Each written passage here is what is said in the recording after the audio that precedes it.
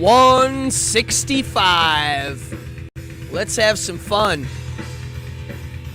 It's Monday, and it's evening hour. Yeehaw. Grab a drink.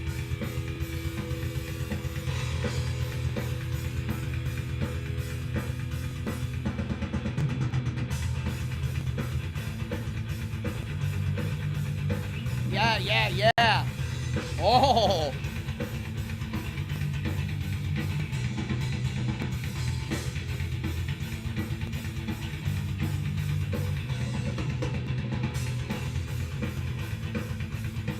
Bring it in. Come on in.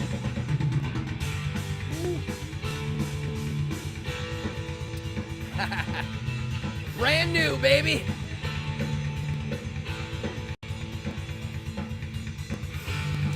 Okay.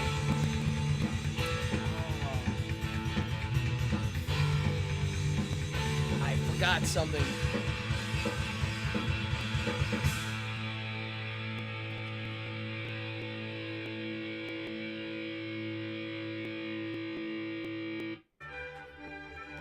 There we go. Woo! Howdy. Oh, I got an episode for you. It's funny, I am looking for a device in which to ignite a flame. Also known as a lighter. What's up? I'm Cardone. It's evening hour 165. I've got a full episode. Come on in. Yes, that's me slapping the bass strings in the intro. Brand new intro. Thanks to Wolfenstein, a.k.a. Wolfgang Cardone, who me and him wrote that song and recorded it in his recording studio. And, yeah, I have a new intro. What else? We got Mama in the house. My sister's in the house. Everybody's in different areas. And this is fantastic. Sherman's in the house. Flux.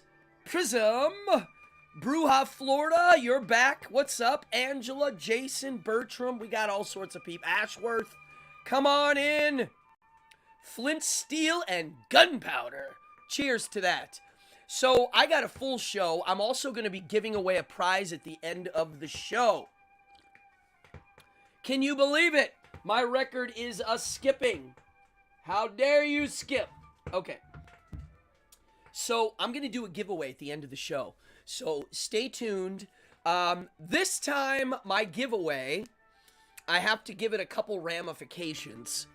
I am going to be giving away one of these, which is a promo TV guide item that I got from the gig I just did. I got to work promo for the film Late Night with the Devil. Alright, this record's driving me crazy. So at any rate, I'm about ready to destroy this record live on camera. Mark the Barbarian, come on in, grab a seat. So, yeah. So how are we going to do this? Well, I don't normally do this, but I only got 5 of these. There was a couple laying around, and I was like, look, I'm going to give them away. But if anybody donates to the cause, it's got to be at least a $5 donation. Link is below. I will put you in the dice roll. So if only one person donates, it's their program. If 2, I flip a coin, and so on. It's really cool. It actually has some stuff. It's like a TV guide, as if the show is real. And we're going to talk about the film. We're going to talk about the promo event I did and its tie into the film. And we're going to be talking about all sorts of fun stuff. So grab a drink. Grab a beverage or a smoke. I actually have a double gun salute tonight. If you can't see, these are massive you-know-whats. Wait, this one's like, boop, there we go. I was going to finish this, but there's no lighter here. So, thank you, Jason. Yes, if you're new to the channel, the least you can do is hit the like and subscribe. The reason why you always hear YouTubers saying this is because it's set up to go against me. The whole system's set up to slow me down. They actually put dampers on people that aren't corporate media. It's a pay-to-play system. And eventually this show might have to move to another platform like Rumble or something because of the restrictions they're starting to place. A lot of people I know, I did an episode about speaking in code on this channel. And if you hear words that don't make sense, listen to them closely because I might be switching them out for other words. You can't say the M word, the S word. The M word's murder, by the way. I'll say it right now. And unfortunately, it might just... there we go. Bruja in the house. Boom. Thank you very much, Bruja, Florida. You are in the mix. When we do it at the end, I will go to this page right here. Let's see. Yeah, there we go. So Bruja, Florida with the 16. You're the first one of that series. Okay? Cool. Thank you very much for that. All the donations mean a lot because I actually do this I don't do YouTube full-time. I perform full-time. I would love to do this eventually as a full-time gig. I mean, obviously. But I might have to move to another platform. I'm being dead honest. If it gets like where I have to switch out every word because you can't even say... Yeah, exactly. No, they're not going to get with it. Until we have the law that says you got to pick A or B. A meaning platform, free speech, or B, publisher, they get to do whatever they want. It's got to be either A or B. Can't be both.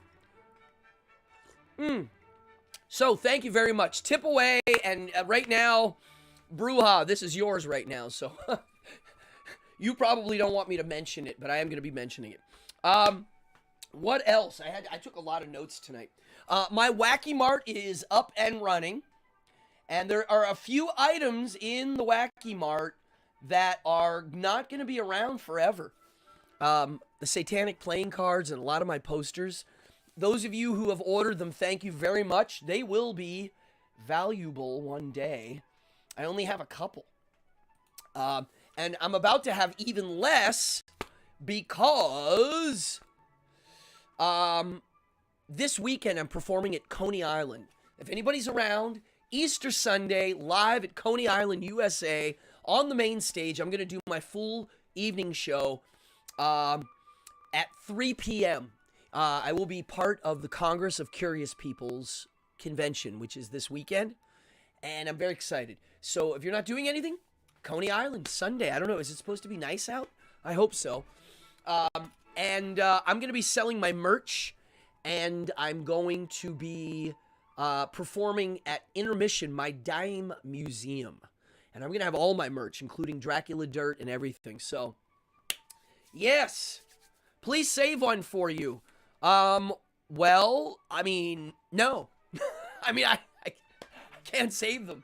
I have a couple I'm saving for myself, but I've got a little pile of them, and when they're gone, I think they're going to be gone. I don't think I can get any more. I'm trying. What else? Yeah, Saturday night, I'll be performing at the Slipper Room, and Sunday during the day is my show at Coney Island. Those are my public shows this week. Last week, for my Jewish friends out there, happy Purim.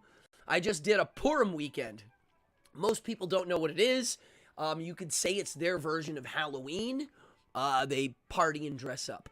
It actually says in their doctrine to let loose.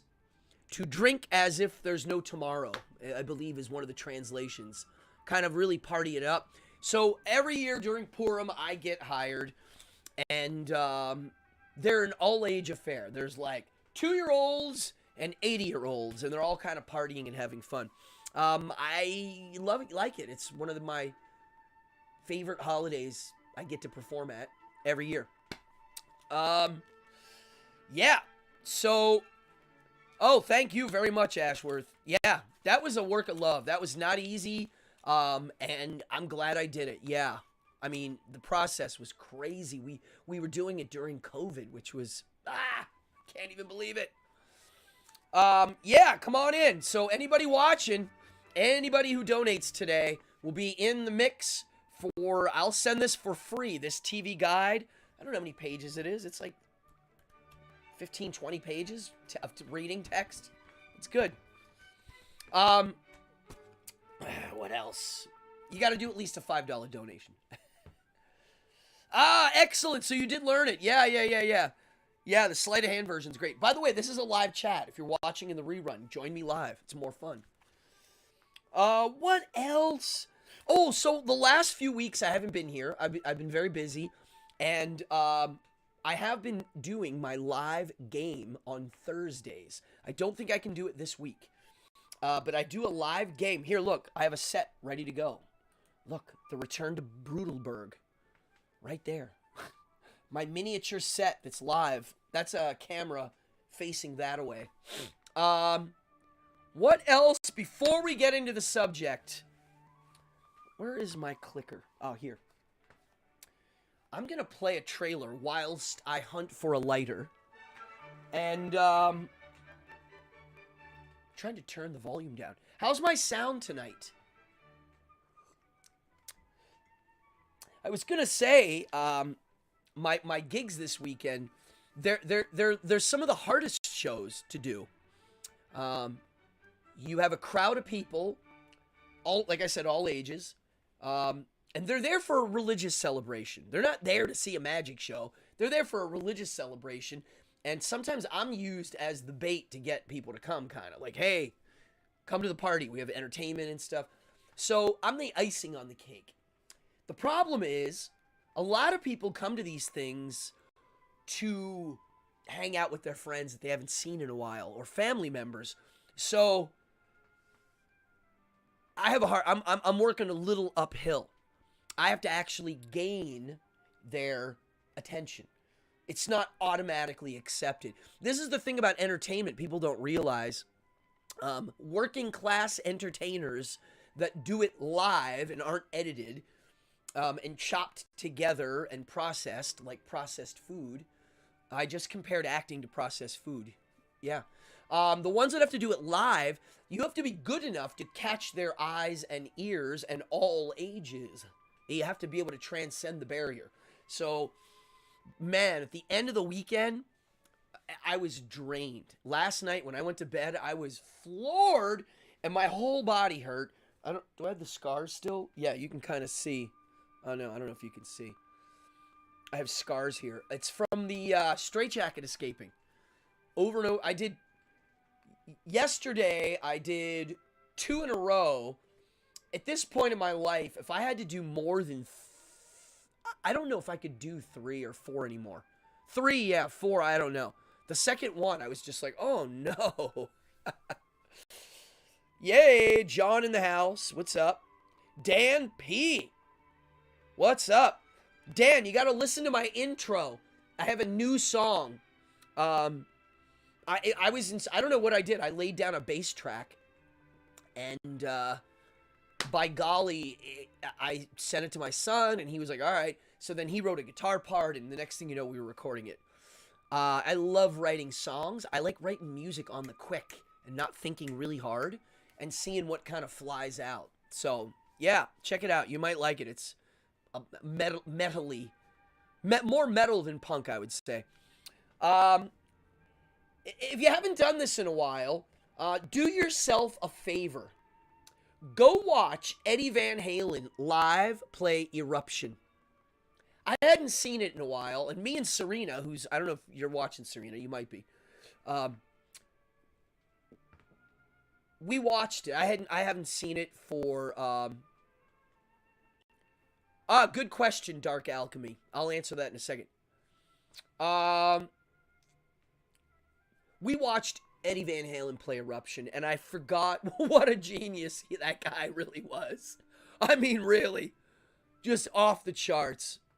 Oh, you messed your shoulder? Okay. Well, this shoulder's... Oh, hi, Serena. Right? Am I right on the Eruption? I mean... So, the straitjacket is harder sometimes physically to get out, but the rope escape, there's more room for error. The The straitjacket's muscles and sweating get in the way. Muscle fatigue and sweating. And sometimes they are pretty good at putting it on a little tighter. The rope escape is a little bit of a puzzle. I have to pay attention of where they're gaining ground and where I can gain ground through the tying process. I don't mind explaining it to you. I'm paying attention to how they tie me up. The bad part about escaping when you're picking locks, because I picked 2 handcuff keys in that escape, is you can break the pick. I've broken the pick in the lock before, which is, you're done at that point. It's got to be a different experience writing music with your youngling. Yes, my son and I, who's watching now, I believe, you're still in here, Wolfenstein, he'll admit it. He was raised on loud music. I mean, really raised with loud music everywhere. Pounding. I didn't go easy on my kids. They were punk rock parented. I think, Wolfgang, your first arena show was, well, technically it was at 2 weeks, but I brought you to see Iron Maiden when you were 4. But before that, I had played shows and brought him and put him in my guitar case. So he was raised with loud music. So writing songs with him is quite easy and natural. We have some similar tastes, but we have very different tastes now. And I like his input. He likes a lot of the math metal, the Meshuggahs and the whatnots, the newer stuff that's a little more intricate. And I'm a more classicist, obviously, because I'm older. But yeah, it's a blast. Rope through neck, Jason. Well, you know what's funny? I don't know if you can see the rope burn on my neck. I got to do my rope escape once yesterday. I didn't do it in my morning show, did I? No. I did it my evening show and the night before. Oh, there you go, Ryan. Bada boom. Thank you. So, yeah. Interesting. Wow. All right, let's get into the show. Let's get in. Before I do, tonight's show is called, where are we? Boop. Possession Movies and Free Will Foibles. And I'm very excited to do this. Hi, Zalthon. Oh, you know what I didn't do? I didn't turn on Zalthon. You notice this? I have to turn him on. Let's see. Let's see if he... Yeah. Let's see. Oh, no. Okay. Let me see if Cloudbot jumps on now. Thank you very much, Ryan. Is that arpeggios are the fastest guitar lead riffs? You mean with Eruption? I think he's doing all of the above. I mean, his tone, the clarity, the picking. I mean, I don't know what to say. So to get into this episode, I need to go find a lighter. Why does this sound weird? Hello. And I'm going to play you a short promo of, well, here, let me do this. Let's do, I gotta take a 2-second break. And I have some of the most awesome short reels in here that I don't know even where to begin. Let's do this. Let's do, should we do Pee-wee? What's Pee-wee? Shrine? Desktop? The Devil's Trailer? Oh yeah, let's look at this one. Speaking of possession movies, my favorite one, besides The Exorcist. He plies me with caresses, lustful, obscene. He enters my bed at night and takes from me that which is consecrated to my divine bridegroom, Jesus Christ. And what form does this incubus take? Talk! Who is responsible for this evil possession? But of course I can prove nothing. This Mother Superior may be little more than a hysterical nun. But if it is a genuine case of possession by devils, and if Grandier himself was proved to be involved, then yes, I think it bears investigation, gentlemen. You've been a magician. I'd commerce with devils. You face eternal damnation. Conjecture is useless. We need a professional witch hunter. We must send for Father Barre.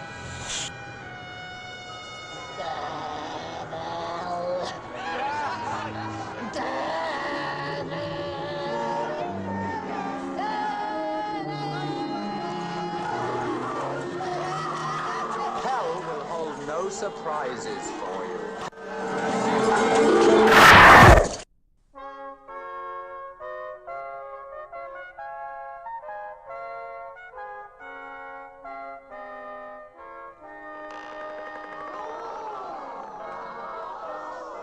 His Majesty's triumphed again.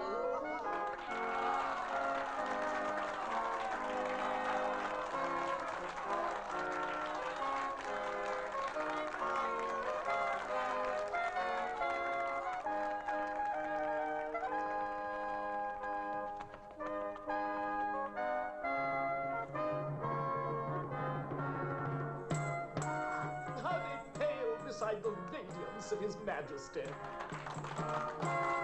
I have been a man.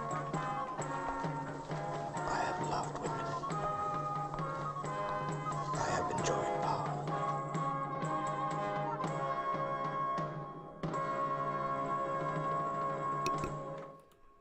Folks, if you haven't seen that film, do yourself a favor. It's one of the greatest movies ever made. Yes, Serena, that trailer really is a work of art.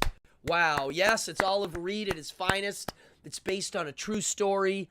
It's the book, The Devils of Loudun, and it is really amazing. It's a horror film. It's scary. It's a true story. It's art. It's everything. So, possession films. What do we mean by this? We're going to talk about one that made a lot of money this weekend called Late Night with the Devil. I did see it. I'm going to give a full review, and I'm going to be doing a giveaway where I give away this program. Donate, and you're in the run. I'm going to roll a dice, and whoever number pops up in the order of the donators wins it. $5 or more, you're in the mix. We only have one person right now. You're a coin flip away right now. So I'm going to give a review of the film, and I wanted to discuss the genre of possession films. I didn't have a lighter. Look at this. So I am going to light this. Then I'm going to go old school. This is how people smoked in the old days. They used candles. So, where did the possession films start? Let's start going. The Exorcist made it famous, clearly. What's before that? Anybody know? I don't know. The Exorcist, then the Devils. We have the Evil Dead movies, right? There's a lot. There's a lot of new ones recently. I'm going to tell you my favorites. I haven't seen that many. A lot of the new ones I haven't seen.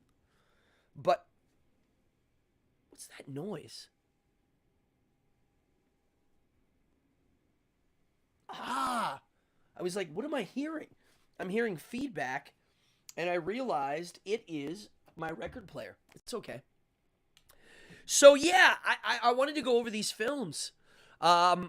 It's a genre that's quite large, I would say. In the horror genre, possession movies have their own category now. The Exorcist, 1973, the year I'm born. I've seen it a million times. It's one of the first movies to scare the hell out of me. I was told it was real, okay? It was sold as a true story. Now, The Omen, I don't know if I would call that a possession story, even though you could put it in there, because he's not possessed by the devil. He is the devil, right?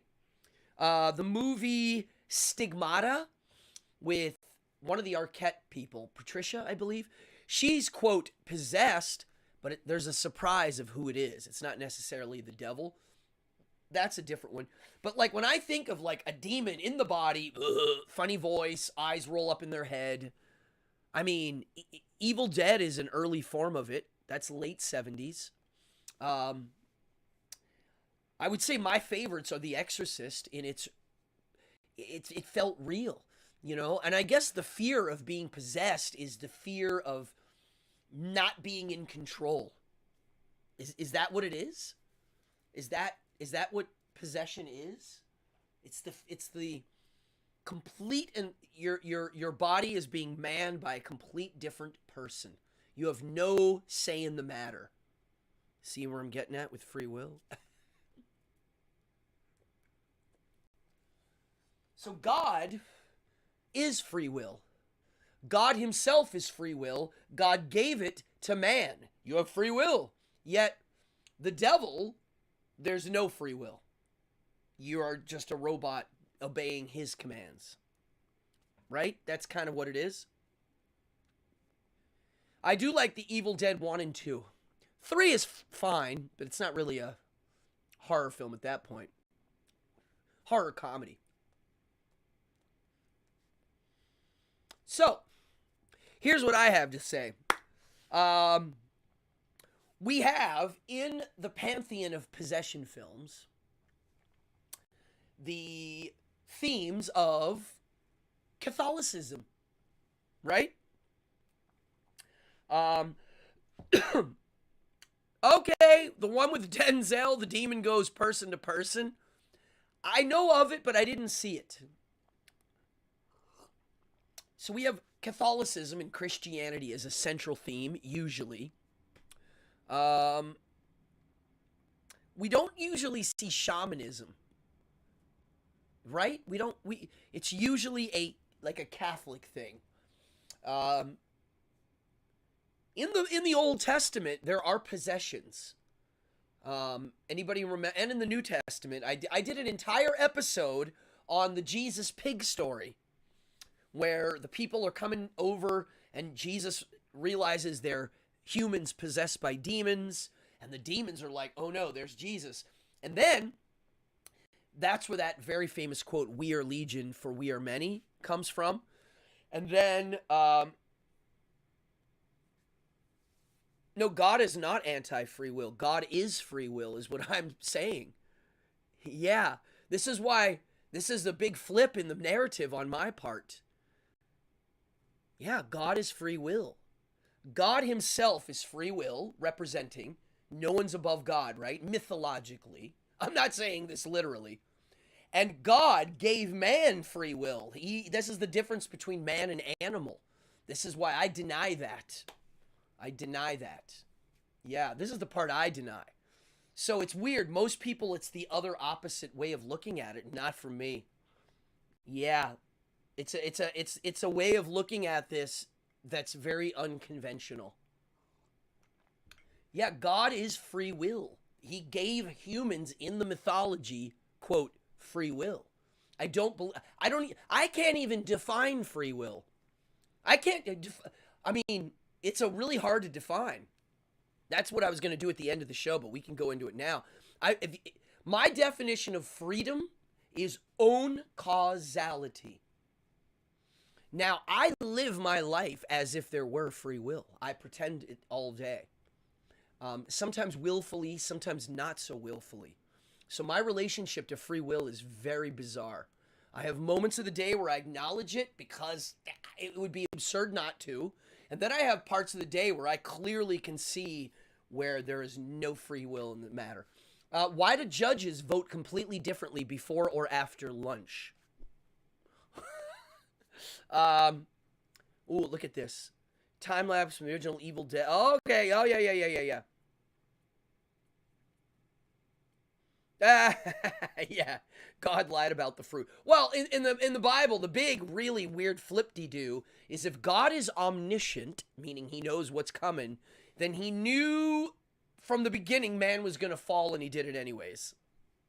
There's the malicious part that's strange. But if you study Gnostic Christianity, you realize that the God of the earth isn't the God we know of. It's Yaldabaoth. Yeah. And Yaldabaoth, there's another God above him. Yeah, this is the stuff that Constantine edited out of the Bible, out of the Christian movement. There were other versions of Christianity, and they were like, no, we don't need that. These people say this is correct and that's wrong. They had editors. They had to. It wouldn't have made any sense that they had to edit it. There's old episodes where I go into it. Demiurge, yes, my friend Ryan. You know, we have a great group in here. They know their stuff. This is why this is a good group. Yes, the Demiurge, yes. This is Gnostic Christianity. Now, they didn't call it Gnosticism back then. That's what we modern, if you're a modern theologian studying these things, that's that movement. So, in these possession films, heavily reliant on Christian Catholic mythology.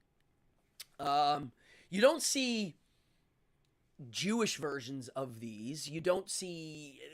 I mean, it doesn't mean it can't happen, and it doesn't mean it's not in their mythology. It's just, as a film genre, it's kind of like priest guy, you know. And then, all right, so let's talk about some tropes, because I'm going to eventually get into the review of this film and my experience with the fan experience that I got hired to perform magic in. If you look below, there is a link to the actual... You can get to see my entire magic bit in the show that I did, because it's below.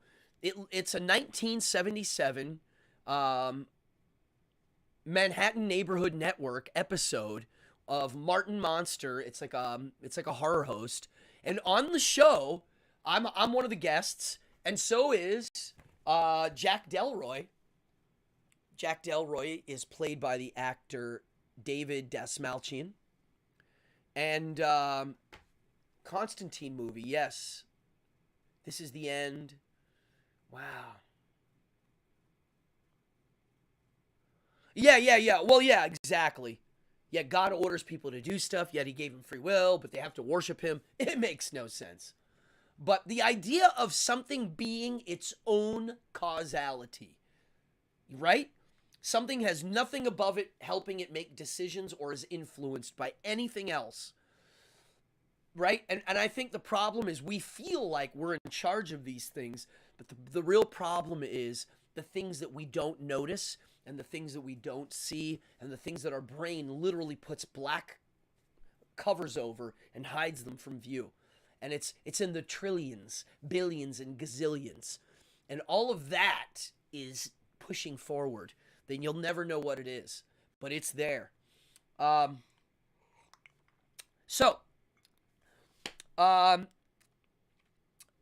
you make... So let's get into Late Night with the Devil. Because we're right now, the movie's doing really well. And... it made a lot of money. Here's a little something for you to do, my team of awesome people. Can somebody find me what the shooting budget was for the Late Night with the Devil film? I couldn't find it. It was very hard to find. I know it's going to be a low budget. I was guessing 10 to 15 million. Let's say 12. I'm going to guess 12 million. This is the first feature film for David Dasmalchian. Am I pronouncing his name right? The guy, I will be honest, is one of the nicest guys I've met in a long time.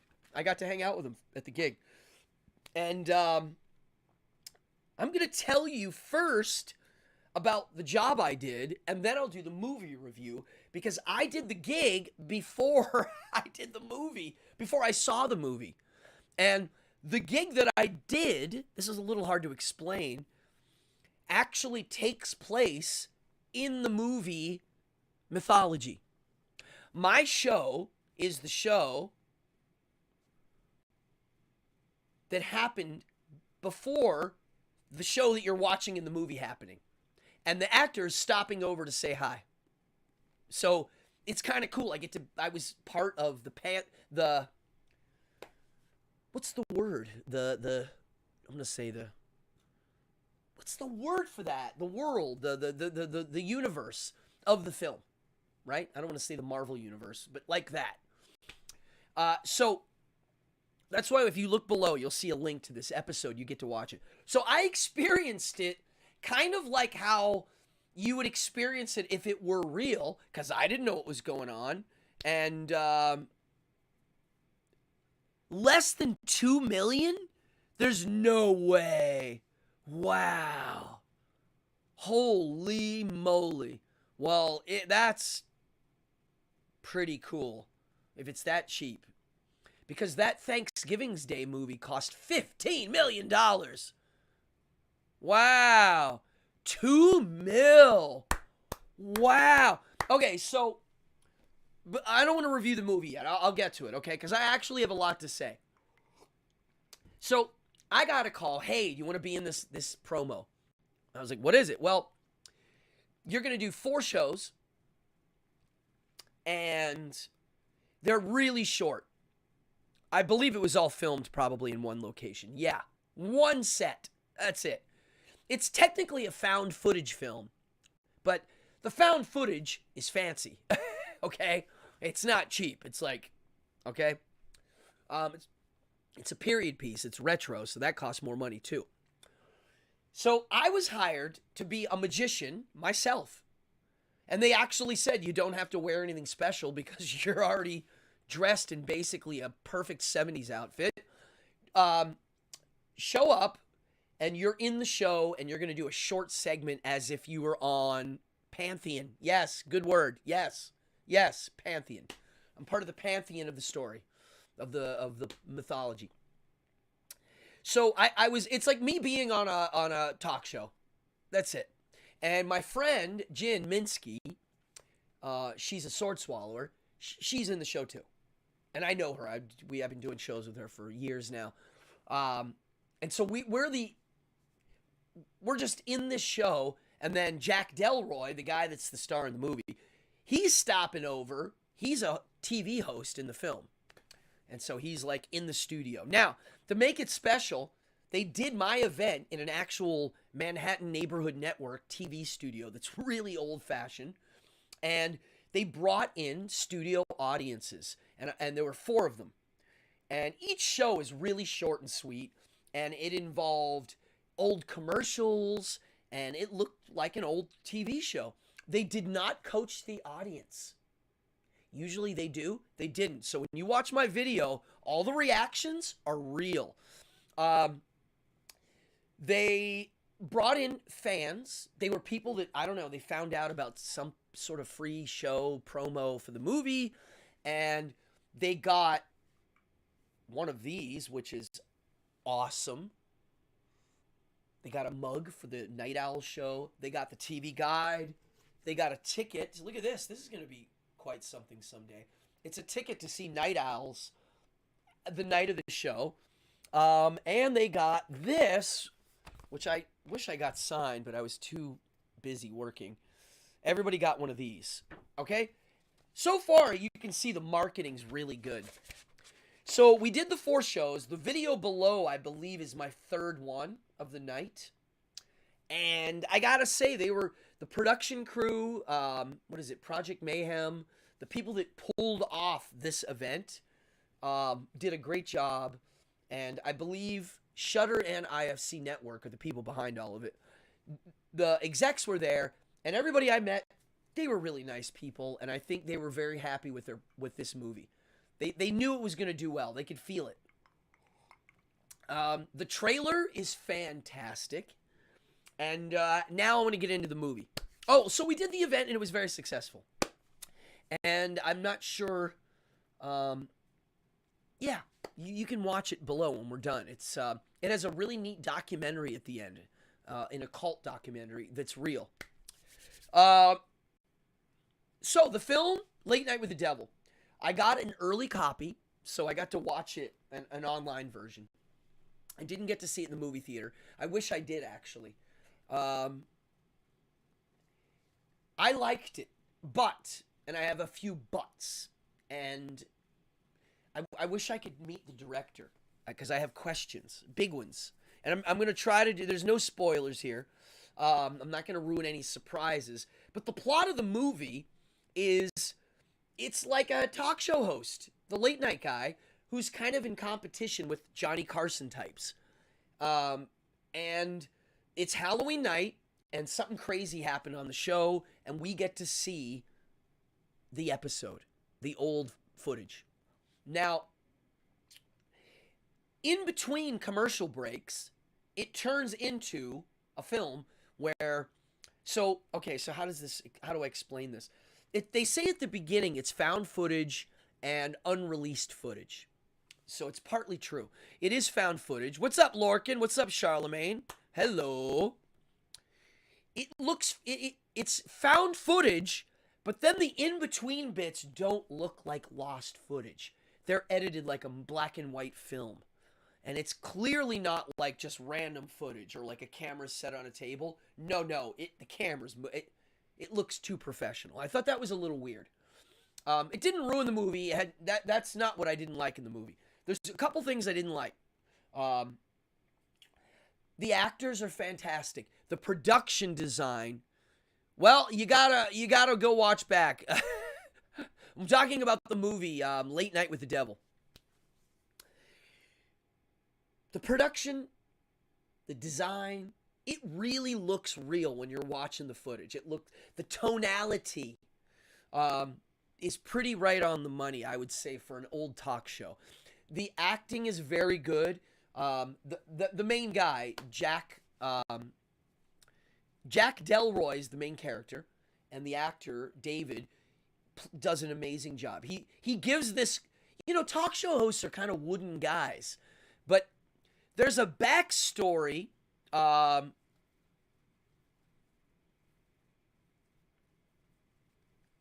What's this we're talking about? Oh yeah, thank you. So the backstory, the details of the backstory, they flower out of what you're seeing, and I'll say that's I like that. It's simple, but there's things firing off in the plot that are pretty neat, and then we get to the possession stuff because you see it in the trailer. I'm not spoiling anything. The plot is it's Halloween night, and he's gonna have somebody who contacts ghosts, a skeptic magician, and a psychologist with a little girl who they claim actually gets possessed by a demon of some sort. Or a ghost. Like some sort of creature. We all know it's going to be real. We're all watching at home like, all right, she's actually possessed, and they're about to have the rug pulled out from under them on live TV. We're anticipating that. My problem, back to what we discussed earlier, are the tropes. We've all seen possession films. The director must know we've seen them. If you're a horror fan, you've seen a lot of them. If you're not a horror fan, you've still seen a lot of them. They're famous. The Exorcist is one of the most famous movies ever made. It really is. It's probably one of the most copied films ever made. Copied how? The tropes. So, if you're going to do this, and I'm not spoiling anything. In the trailer, you can see the little girl being possessed. They even show her face in the trailer. Oh, by the way, if you donate tonight, and there's only one donation so far, I believe, you will be in the running for winning this. You only have to donate $5. Oh, good Lord, I just threw it. Hold on. You only have to do 5 or more, and I will send you this TV guide from the promo night. You have to win the coin flip or the dice roll, though. There's only one in there right now, so just saying. The tropes. So, the voice, the demon voice. Now, if you watch the original Exorcist, there are moments where it sounds like two people talking, but then there are moments where it's her talking, but it's like an old lady voice, and it sounds real. It doesn't sound fake. It sounds real. It's like, wow, how does she sound like? I mean, it's really kind of real. But if you watch Evil Dead, or you watch all these other ones, when they're a demon, they have the double voice thing. In this movie, what I really wanted was something that I experienced in the movie Hereditary. One of my favorite horror films. It actually sent a chill down my spine. The seance sequence felt and looked real. Now, I don't know what the director's goal was. I'm sure he wanted to scare the crowd with Late Night with the Devil, but I almost wanted the film to be a little funnier, to cope with the tropes. Because what I mean by real is, if I was going to direct a scene where somebody had a, quote, demon voice, who are you, my friend? If I'm the skeptic, or, whatever, or the host, I'm going to be like, whoa, hold on. Could you say that? Did you hear that? Oh my God. Is there like a speaker under the chair? Like, the reaction to what it is would be very different than just, honestly, it just seems like if I heard someone speak in a real voice like that in my living room, it might make me jump out the window. Or, you know what I'm saying? Like, the way people react to a little girl with her eyes sunken in and big cheeks, like, doesn't anybody go like, whoa, hold on, why is that person looking like that? What's wrong with their face? Are they swollen? Are they having an allergic reaction? Something's wrong with that person. Nobody ever reacts like that. Never. I'm like, wait, folks, it's just weird. I don't get it. The tropes happen. They must know we've seen them all before. Many times. Now, the film gets kind of wacky, which is good. It does get intense, and so maybe the director wanted it to... And another trope in exorcism films. I forgot. Blech. Vomiting. So again, if someone if I vomited on right here now and said I was possessed, okay? What would it be like to make it look real? Or to make it look ambiguous? That's another thing I was curious about. There were some moments in the film that were ambiguous.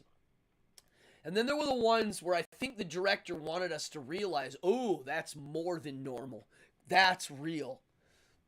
I wanted it to be more ambiguous. I wanted it to be a little smarter, where it made me doubt my own observations a little bit. That's just me. That's me being maybe a little too smarty pants. I mean, I like dumb horror movies, don't get me wrong. But I do like a little bit of a puzzle to solve of some sort. Something to chew on, something to ponder, a mystery, whatever. It draws me in. But in this one, there's no draw-in because we all know she's actually possessed. We're just wondering how it's going to end. Are they going to exorcise the person? Are they going to murder? Whatever. You know what I mean? Like, that's more of the wondering part, where I'd rather it be a few things. Yeah. Glad you're not alone. Wait, Bruja, what? I'm 45. What? Oh, you mean The Exorcist? I mean, I saw it when I was really little. It is extreme. There's not many movies that are that extreme. But I really like... the other thing in the movie that was a little bit of a controversy is that there's AI art used in a couple sequences. And all they are those be right back cards. Kind of like this kind of stuff. Right? I guess they used AI. Someone found out and they're like, oh, you put somebody out of a job. Blah, blah. All right, I agree. It's terrible. But guess what? It's too late. And most of the people that are upset have been listening to AI-generated music for quite some time now. So stick it. Really, it's too late. You're all done. I mean, we're all done. The robots have won. There's no beating it.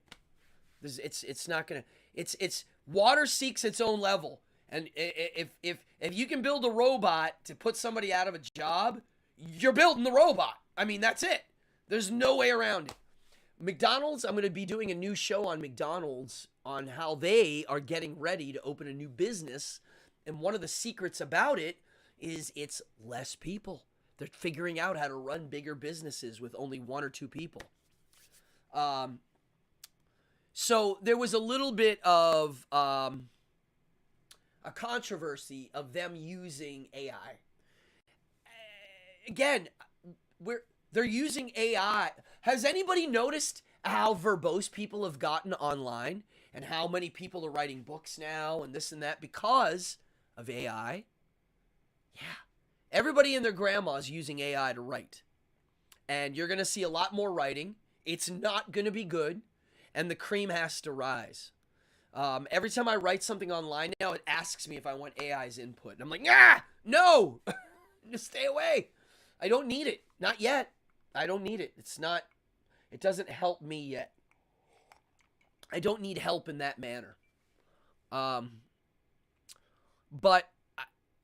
what are we going to do? I mean, that's it. I don't care that they used AI to make 2 title cards. I mean, they use AI to create actors now and music and everything. We're going to have AI everything soon. Unfortunately, everything follows a formula for success at this point, especially on the popular markets. Who's better at following formulas to a T with instant market research involved? Humans or robots? Just saying. It seems to me that the robots are going to be able to not only know what we like, they're going to be able to predict what we're going to do, our very next move. They will. How could they not? All tied to my free will stuff. If computers are able to absorb even more bits and pieces of data, it just, I mean, a real exorcist. Well, that would be interesting. Oh, use AI to create actors. Ah, interesting. What I mean by that, Serena, excellent question. They'll use, if they need an actor to play a role in a film and they can't find the right person or they need something specific, they'll just sculpt them and give them a voice. It'll be, they'll give them a name. They'll be able to make act. You won't know the difference. They'll be no different. That's what I mean. Yeah. Like they'll be able to just, they'll be celebrities that are just AI. I believe Japan has a few already pop stars that were kind of constructs. A real exorcist. What would you mean by real? Somebody that the Catholic Church actually sanctioned, or a charismatic preacher who does it? It would be kind of not very interesting from my end. I'd much rather interview a psychologist. I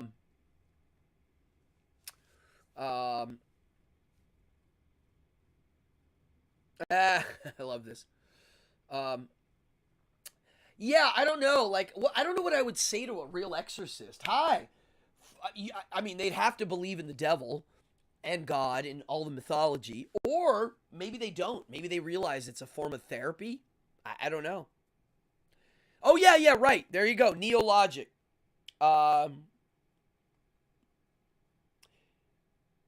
Neologic says there are already AI OnlyFan models. Yeah, so there you go. Do you think if people that look at pornography, do you think they care if it looks exactly real, if it's AI or real? I mean, I don't think they're going to care.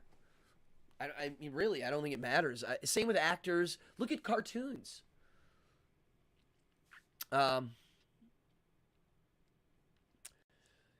So I have to learn its intelligence from somewhere. Right, but what happens when it learns how to teach itself? That's the tricky part. This is the loop-de-doop that, like, if you can teach a machine how to fix itself and improve.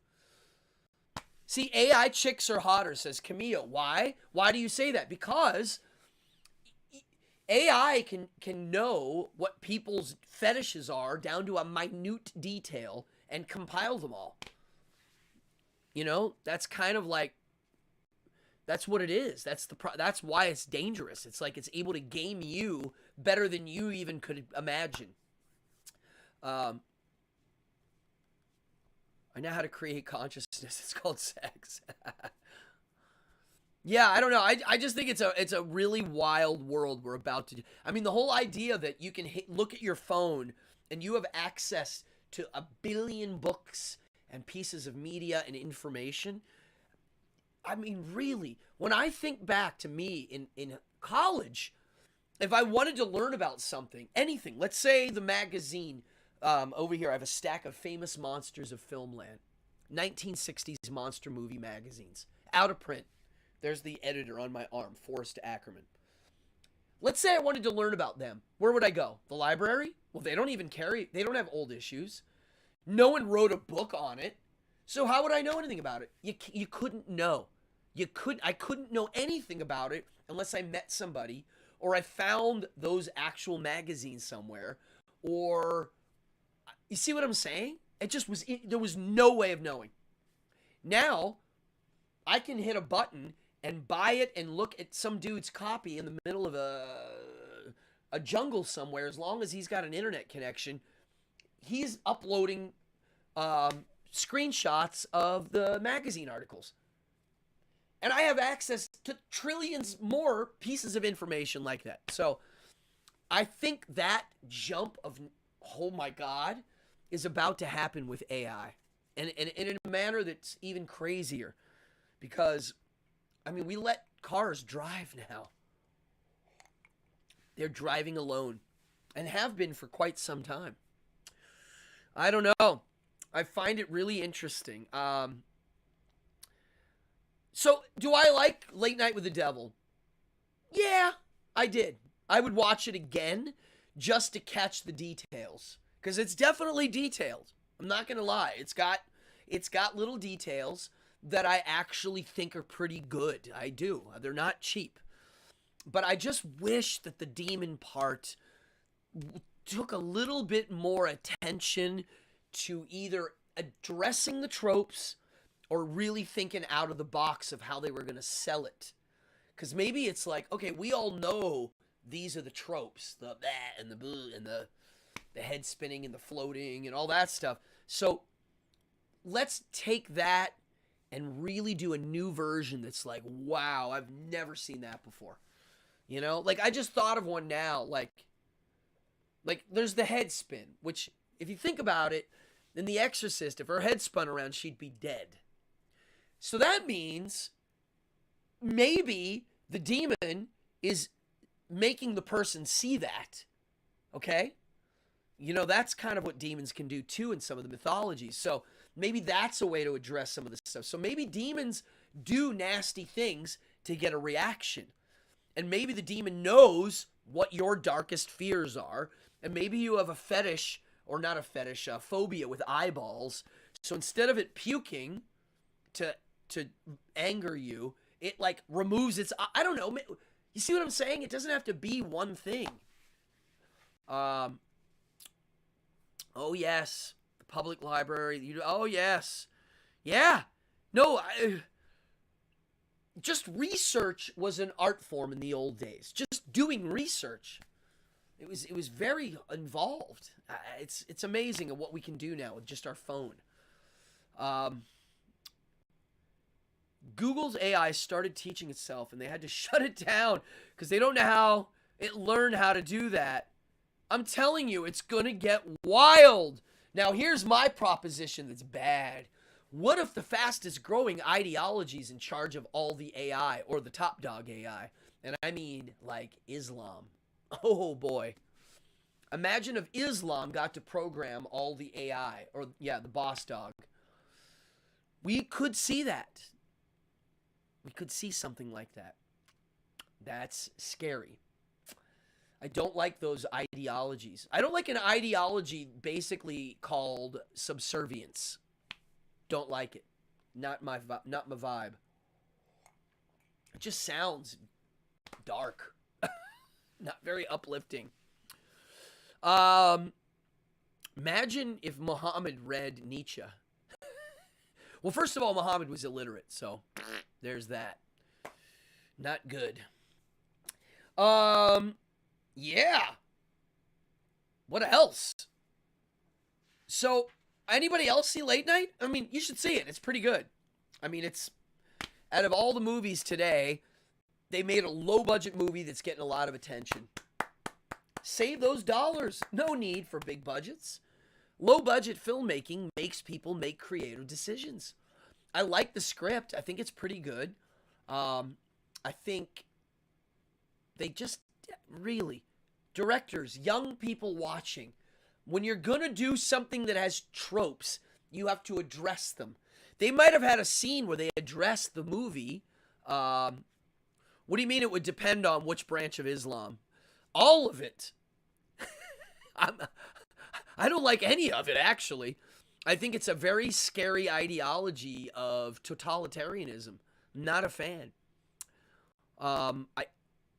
Some of the concepts in it to me make no sense. It's not to me a healthy way to go about business. It doesn't offer anything other than just be subservient. Like, I'm not quite sure what its claim is. Well, its claim is that you get to go to heaven, which, again, is irrelevant. You're going to watch late night during the late night. Oh, so you're going to watch it tonight. Yeah, I don't know. I think most of Islam's ideology is based on Abrahamic ideology, which I've never been a fan of. Never. I don't like it. It claims nature is wrong. Yeah. It's got a weird claim, a very death-ridden claim. Not for me. Not my vibe. Never has been. Even when I was little, I didn't groove with it. It really makes no sense. I know it makes sense for a lot of people, but not for me. Now, I don't want to eradicate it. I don't want people not to get something out of it. But I personally think it's not part of my party. That's all. I mean, yeah, if you want to see human rights violations, just pick the Islamic countries. I mean, personally, in every branch of Islam, I am worthy of getting killed, basically, because I don't believe in God. I'm an infidel, and I don't like the ideology of Godhead. So I'm immediately, I was an apostate. I am an infidel. I'm all of the above, and I actually can get the death penalty in a lot of countries. I also like the occult, and that'll get you the death penalty too. So, not for me. I just don't like it. I like knowledge and experience, and I acknowledge different value systems that their religion does not. In any of the branches. Any monotheistic religion does not acknowledge other gods, let's say. That's just how I look at it. That's been my take my whole life. As I got older, though, God got replaced with free will. Yeah. Yeah, that's fine. I mean, there is occultism in Christianity, Judaism, and Islam. There always is a cult. Occult is the hidden stuff, the esoteric stuff, which is a branch of Islam. Oh, Sufism. Yes. The one that's really wild is the Wahhabi, the one that runs Saudi. Yeah, that's the one where they kill sorcerers. Yikes! Yeah, it's interesting. I just, Abrahamic religion and me are not friends. They are definitely a value system that the value is there's only one way or the highway, which is why they all fight with each other, it would seem. That's my opinion. If you're all arguing over the one God of what color of shoes he's wearing and the God's invisible, you are going to be arguing for a while. And I'll bet the argument gets dirty. So. There you go. Serena just watched a video about a woman who escaped a Sufi cult. Yeah, well, all of these movements, because they're based on godheads, have cults. I mean, they have the control thing, built in. I don't know if everybody intends on starting in that point, but a lot of them go to that point because of the power. You know, if you can get people to believe in certain things, there's a lot of power involved. And that's why even some of the good stuff gets dark quick as soon as you add Godhead. It's my beef with the Catholics. The reason why the Catholics got away, and still are getting away, with how much pedophilia happens is because out of all the Christians, they're the ones that claim magic powers.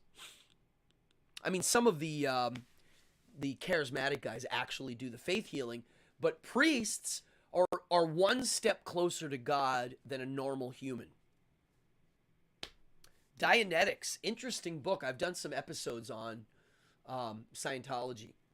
One of my hobbies, and Rick Sherman, who's in here, one of our hobbies together is discussing Scientology because it's so fascinating. I always thought Scientology made more sense than Christianity. Ah, a tariga. A Sufi cult is called a tariga. Interesting. Am I pronouncing that right? Tariga. I didn't know that. Not necessarily on a moral level. Moral level of what? What is that referencing to? I don't believe in Godhead morals. I'm a moral objectivist for pretty much. Yeah. So a subjectivist. Subject. What am I talking about? I'm very like morals to me aren't very like one way of the. There's a lot going on. It's way complex. Our morals change, and you know there's all sorts of. It's not a cut and dry issue. Scientology is pretty mundane. Mundane. Yeah. I mean, the guy that invented it did some neat stuff. I mean, he took some concepts and put them together that kind of worked. I think I would like to help them a bit. I mean, I know they're making still money with their real estate, but they're not getting membership because the cat's out of the bag that they kind of steal your money. Not good for business. Totally not down for anyone that wants to cut my head off. Yep. Well, there's a lot of countries where we can get our heads cut off just for talking about these things. Yes, that's right. Catholics believe the priests have sacramental power of holy orders, but they recognize the priest can sin too. Yes. I was told that priests are closer to God than normal people when I was a kid, and I was also told that the Pope was the closest man to God. I clearly was told that. There was no jumbling of words there. I knew it wasn't true even as a child. Moral opinions based on borders of war. Yeah, I mean, to me, morals are very, very subjective to millions of parts to a puzzle. And they change. This is why when we read the old books, some of the morality of the Bible makes no sense in modern morals, but we justify it somehow. We do. We figure out how to move it. You know, free will is the one subject that I didn't notice it until 5 years ago. But recently, misrepresenting Catholic theology. No, tell me how I'm misrepresenting it. I was raised in a Catholic environment. So where's the misrepresentation? Please tell me where I'm misrepresenting it. On their dealings with pedophilia? I mean, have you seen the numbers? It's quite astonishing. What's this? 74 lashings playing a show. Oh, wow. Metal singer. 13 years in jail. 74 lashings just for playing a show. Boy, that's a really great religious ideology that supports that. But no, tell me where's the Catholic ideology or Catholic theology that I'm misrepresenting? But give me an example of what part of it. Like, is it my, well, first of all, their claim, To me, Catholics invented Christianity, modern Christianity. They're the ones that said, hey, there's all of these weird cults. King Charlemagne, your name. Yeah, your name. And he's the guy that did the Council of Nicaea that said, edit this. Hey, you guys, you got to edit this so I can use this. And he didn't say, under this symbol, there will be peace. He said, under this symbol, I will conquer. So, and he's the first Catholic, or on his deathbed, he became the first Catholic. So to me, that's what Catholicism is. They created a governing force out of this cult. And that cult, there were a million different kind of little versions of it kind of scattered around, and they weren't that popular. And each little version was drastically different, is what it looks like to me. And Charlemagne, the first Holy Roman Emperor, commissioned the Council of Nicaea to organize it. They edited, they got rid of stuff. They wrote the Nicene Creed, which, if you look up the Nicene Creed that Catholics recite today, it's very different than the original one. There's a couple things in there. So I'm just curious of what I misrepresent. I, in my family, can point to directions of where people were molested by priests. Oh, I see.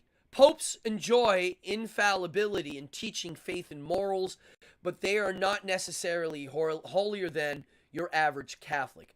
Okay, great. Fine. That might be the actual doctrine. That's not how most Catholics see him.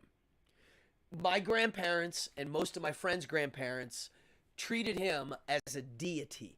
They had his picture, his thing. We even have viewmasters of the canonization of the Pope. And I was told that he was holier than most by the priests and the teachers and the people around me. So, yeah, maybe that's true. I believe that is true. But that's not how I was taught. And however I was taught is how I would know it. And the people around me, that's how they were interpreting it. So, what's this say? I have the 15 smash the... Man, I hate my Streamlabs. I can't read until the text moves up a bit because of how they have it set up. 300 CE. Can you believe it? Alexander Ray in the house. Yeah, that's it. They edited the books into something that worked for them. The men. It's marketing 101. Yeah. Yes. Yep, they spun it right in. Yeah. Yep. Yes. Yeah. George Carlin. George Carlin is my favorite philosopher on religion. By far. But I tell you what. Free will. Right now, the subject is getting popular. I saw there's been some major news articles on the subject. People are yapping about it a little bit. I will be honest. If you want to go down the free will hole, be very careful who you discuss it with. If you end up realizing, like I did, of how vast, big, and mind-blowing the deterministic nature of everything seems to be,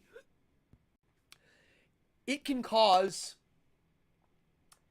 some of the most visibly shocking and strong moments of cognitive dissonance I have ever seen in my whole life. Way more than the God debate. Way more. The God, if you bring up no God around people that believe in God, yes, it can cause a little bit of a riff, but they're almost used to it. Like it's something that we've all know about and talk about. But if you bring up the fact that people really feel like they're a moral agent causing things to happen without noticing how our computer, the way it functions in a entropied universe, has these things pushing behind it that are so detailed and vast, it's hard to even talk about. When you bring that up, there are clearly things put in its place to hide it from us talking about it. I know this. I would bet if I could, it's kind of hard for me to prove it on like a formula right now. I'm getting better at like explaining it, but the way people react to it kind of proves to me how we evolved not to see it. It causes dissonance. If it wasn't such an important thing or a false thing, we wouldn't react like that. It's really interesting. A lot of people, I would say, when I mention things being deterministic, just want to drop this bomb. Maybe we are in a simulation. Oh, I've talked about this before, Alexander. I'm starting to lean into that as a possibility because of the nature of what entropy is and how things are very the Newton clockworky thing. It's just okay. A lot of creationists, to me, when I was younger, it was like, wow, they can't wrap their head around how old the universe might be or just our planet. You know, a young Earth creationist claims it's what, 5 to 7,000 years old? If you say 5 to 7 billion, trillion, we don't understand those numbers. Why? It doesn't have anything to do with us surviving. To me, this is what I see when I see a creationist go into cognitive dissonance. Free will, to me, is another version of it. It causes like a shock. And because it causes this, how dare you say I don't have moral agency? It's almost the proof that it really is got this weird mask over it, hiding it. And if you notice it, it makes your good qualities meaningless and the bad qualities in the world come out as like too bad almost. It does this weird thing. And so what do you get out of it? Well, it's funny. I wrote some funny things here. Oh boy, here we go. Oh, wait. Hold on. Supposedly intellectually the day created Catholicism after the Roman Empire fell to keep control of the peasants. If that were the case, we would lose our connection to God every time. Well, that would only be if it's real. Right? That's if you claim it to be real. If there's no free will and we are in a deterministic universe, what is punishment? Why punish anybody? Somebody wrote, punishment is human sacrifices made on the altar of social order. Wow. Right now, Neil deGrasse Tyson, who I'm not that big of a fan of, I used to be more of a fan of, he recently has been doing a lot on the no free will thing. Sam Harris wrote a book on it. The new guy, Robert Sapolsky, he's not new, but he's newly all over the place online and doing interviews. He just wrote a book on it. I haven't read his book. Robert Sapolsky. The problem is the people that claim free will is real. When you ask them to define free will, we get dodgy. And when you... That's the problem. Define free will, first of all. And a lot of the debates, they don't do that. You have to do that to get this rolling. And I don't think you'd even get the debate going because what does free mean? The only version of free, I mean, does anybody have a better... Robert Sapolsky. That's it, Camille. Thank you very much for putting it in the chat. I mean, does anybody have a better definition of free? Mine is when something is its own causality. It's free. It's actually free. I mean, really free. And I can't think of anything that is its own causality.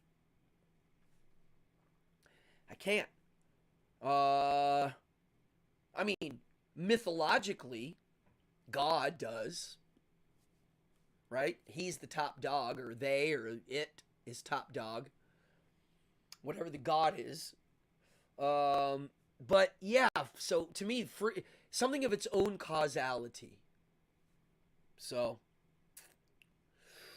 I see. Obviously not. I see.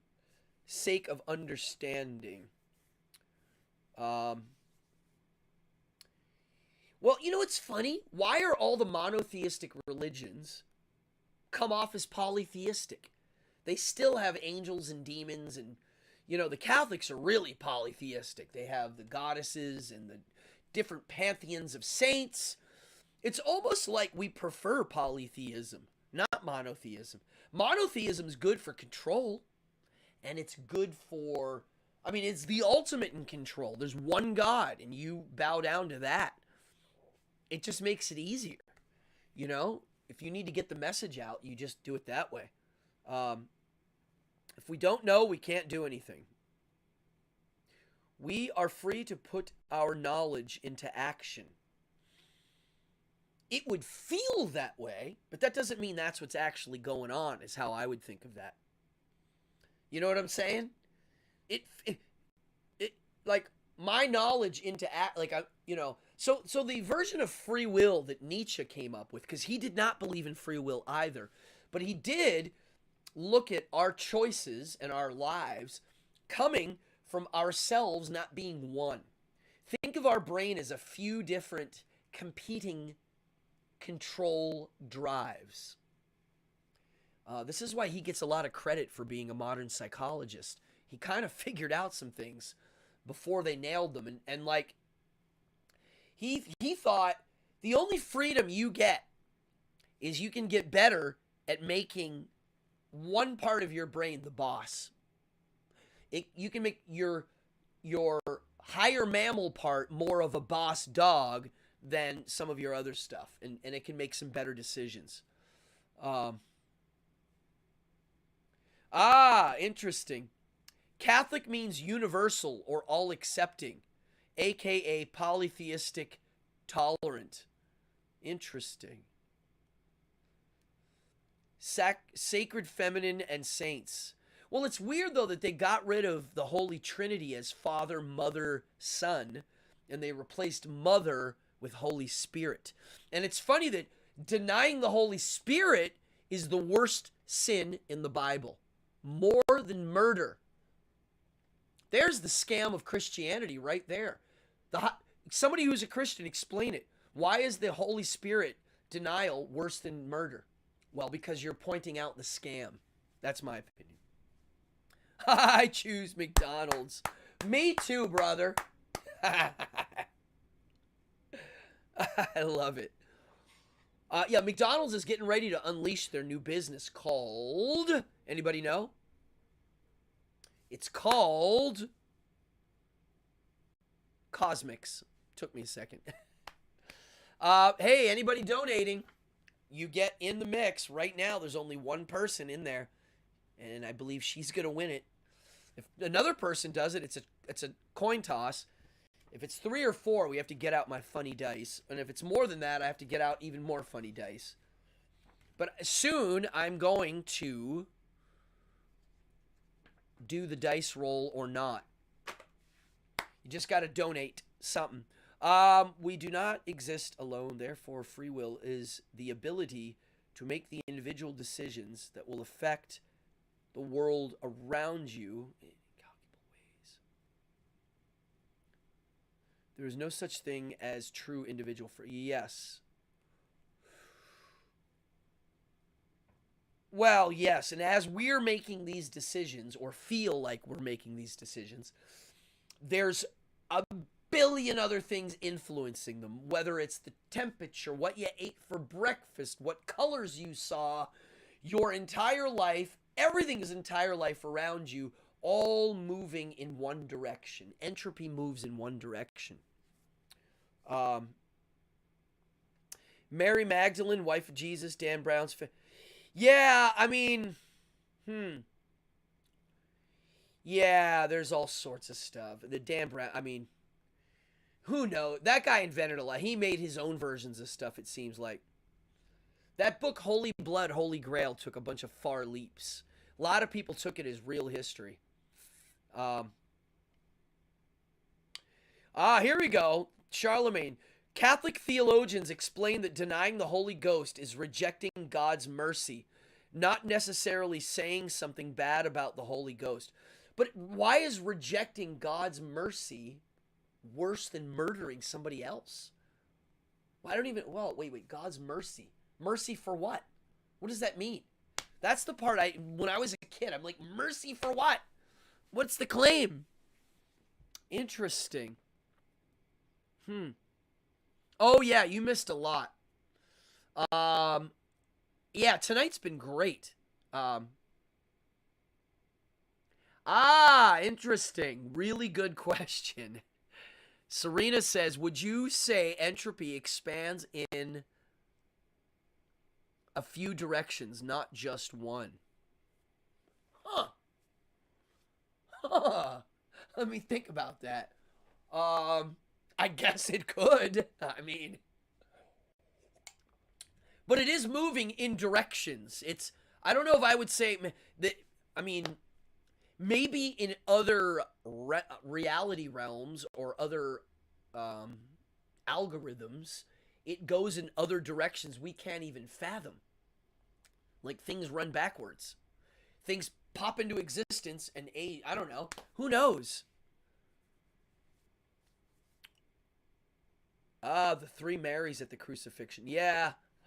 I mean, there are so many Bible stories people just don't remember because either they're so kooky that theologians don't teach them or they leave them out. Like not many rabbis tell people that at Passover that when Moses came down from the mountain and saw them worshiping the calf, that Moses himself had about 3,000 Jewish people put to death.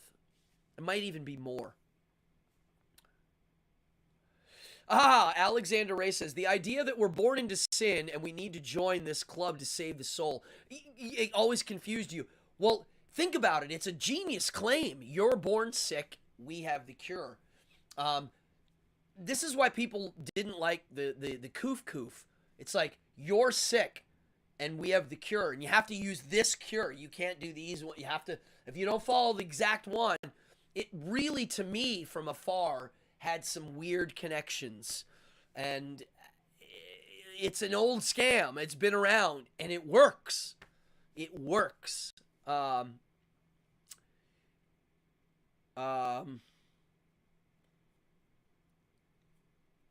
Interesting. I have not got to Thomas Aquinas yet. I will eventually get to him. I'm not as interested in the theological versions of the philosophers. It's okay, but yeah, I don't know. But I'll eventually read it. Yeah, that little original sin thing is quite genius. Quite genius, if you think about it. A little tip. If you like greenery, I don't know if you can see, but it's almost down to the bottom. Now, my doobie woobies are large. They're like the size of a finger, and they're like cigars, and I like to smoke it down. I don't want to waste. So here's the tip. I don't know if I've ever done this on the show. Wet the edge and peel off the edge, and then you can bite the filter. Because I use playing card filters,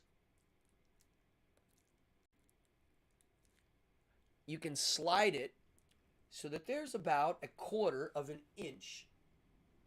You can kind of see between the smoky, a little bit of air, and then the filter. And that means you can smoke it all the way down.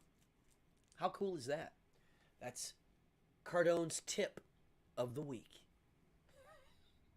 Oh, wrong side. Wow, what a great episode. I'm going to wrap it up soon. I got to have a snack. And,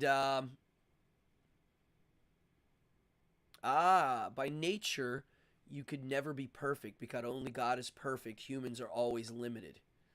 Right. See, that's why I don't like that philosophy. That's why. It puts us on the down, which is weird.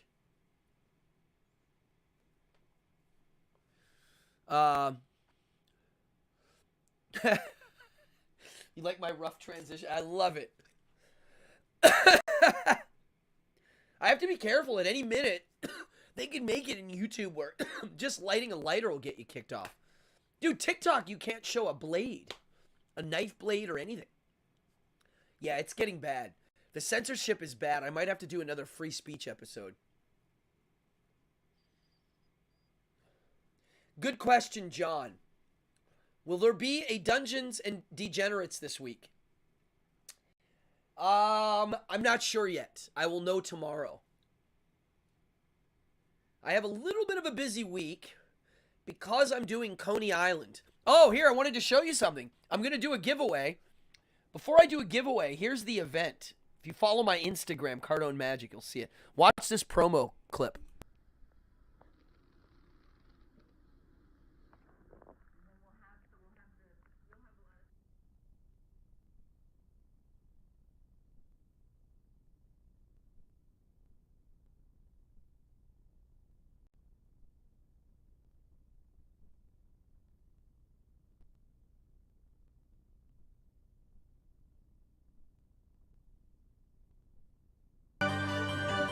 Guys and ghouls, introducing. Are we ready to have some fun? That's not real, because if it was, I'd be dead. Hey, Mal. Hello. Hey. Oh, it's great to be here.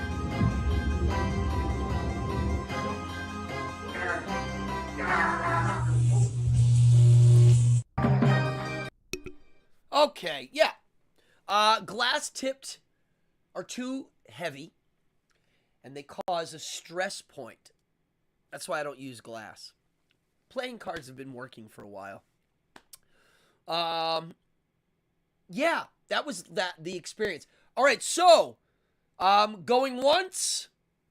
If there's a donation that comes in the next few minutes, I will be flipping a coin. If not, Bruja, Florida, you are getting something in the mail. Live cam. I don't know if anybody else is going to donate. If not, Bruja, Florida, bada bing, bada boom. Other than that, I had a great time tonight. Tonight's episode was really fun. DEI. Wow. Yeah. Here's the thing. Yes, maybe. Neologic asked if I would do an episode on DEI.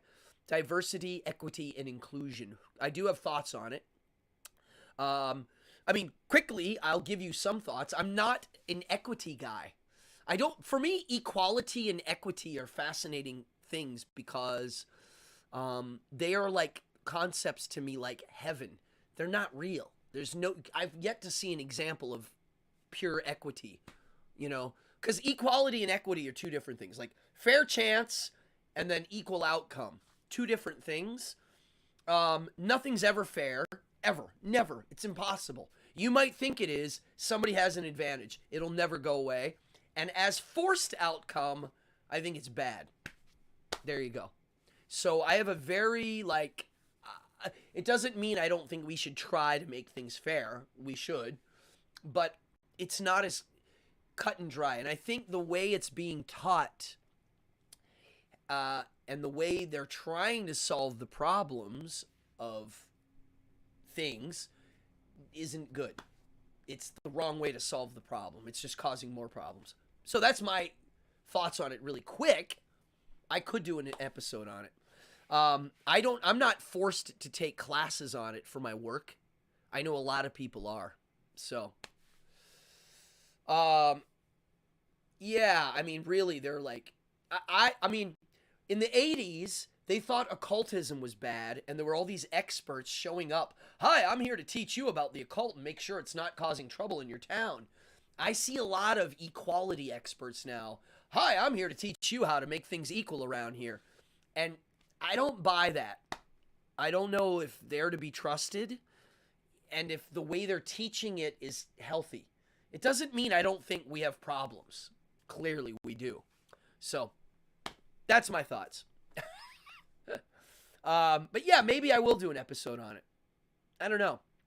It's not as interesting for me as theology and free speech. Those are, it's just funny. I feel more comfortable on those subjects just because I've been doing them for so long. But DEI stuff, I've been thinking about it. I do think about it. It's something I have sat and went through what I feel and see and hear, because it is around. So, wow. You know what? I deem Bruja, you got this in the mail, coming to you. Just shoot me your address again, and I will get this in an envelope off to you. I'll put cardboard so it does not get folded. And you just got a cool piece of memorabilia. This is how my show is. Do me a favor, people. Hit the like, hit the subscribe. There's a whole bunch of you in here. I don't know who you are. Every show is getting bigger and bigger. Thank you.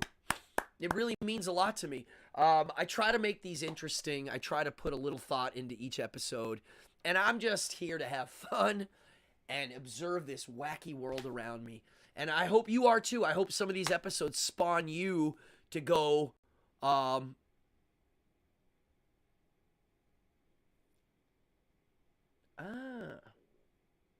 interesting. Ryan says the last time you ordered something from Wacky, you didn't get. Okay, did you get the package sent though? It must have gone out. I can go check. Yeah, I do have guests sometimes. I do. The reason why I don't have a lot of guests is I like doing them live here. I do the Zoom guest occasionally, but it stresses me out. They do. It's like a whole nother tech issue. I've done them. But yes, I do need guests. And I have a lot of really good friends that are crazy performers that make good guests. So, yeah, I need to use the restroom and eat a little bit. And yeah, I had a great time tonight. Thank you very much. If you're new, hit the like and subscribe. If you're new, yes, donations are awesome. If you're rolling in cash, throw some my way. I work on tips. And I intend to do more of these. I don't know if I'm here. Am I here next week? I think I am. Interesting. Yeah, sometimes it sends the email. Yeah. Dude, tech stuff is freaky. Thank you, Alexander, very much. We got to hang one of these days. I haven't seen you in a while. And the coin. Huh. Interesting. Yes, thank you, Camillo. If you're watching, just hit the like. It really does boost my rating. You can't believe it, but it does. Especially if you like, subscribe, and hit the notify. Yeah, I'm going to take us out with our... I'm going to play the goddamn new intro and then the outro because I'm so proud of the song me and my son wrote. This is the new evening hour song. Party on, everybody!